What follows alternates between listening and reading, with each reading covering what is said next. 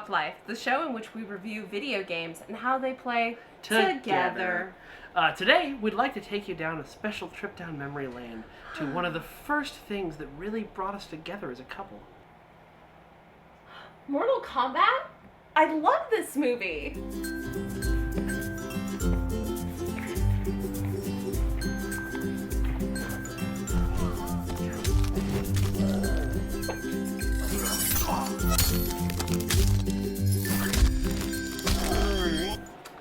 That's right.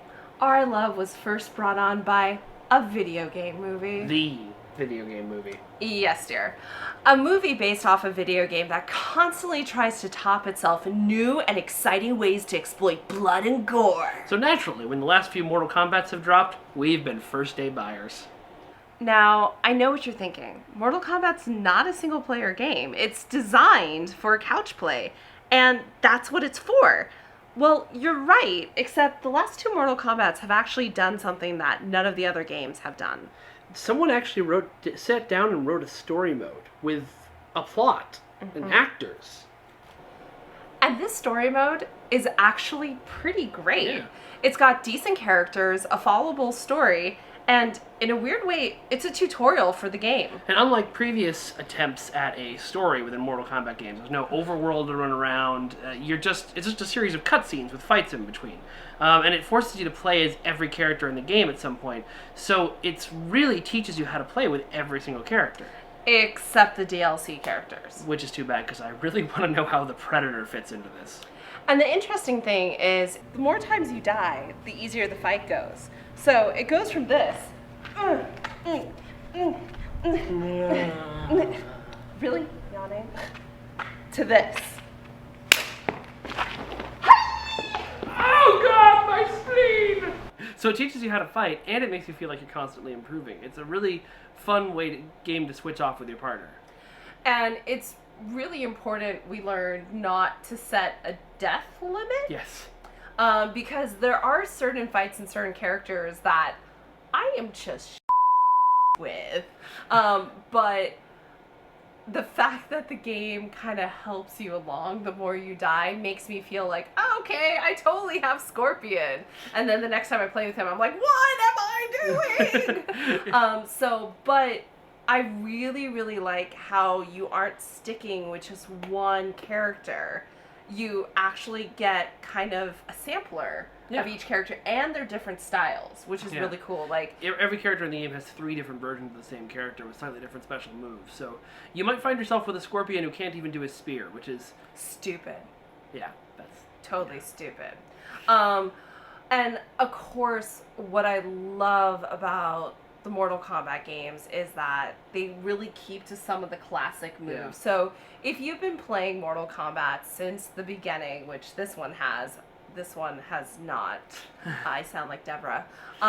This one plays the game. I really like her. She's a lot of fun to play. She's weird. But she's made of bees! I'm pretty sure they're locusts, but whatever. Semantics. But it's more fun to say bees! True.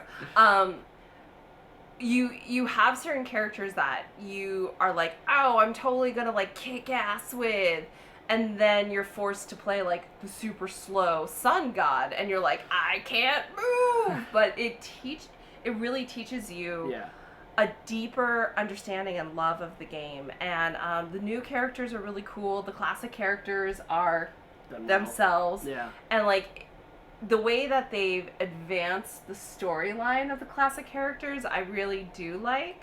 They're all a bit older and wiser and like over their brash youth. At one point you see Scorpion and Sub-Zero sit down for tea together, which is, I mean, it doesn't go well, but still they try. Well, I mean, like, it would have gone well if the young Cold Blood actually. We'll show ourselves. Yeah. So it's interesting how they've changed it, but yet kept it classic for those of us who are looking for that. That's classic with a K. Of course. Of course.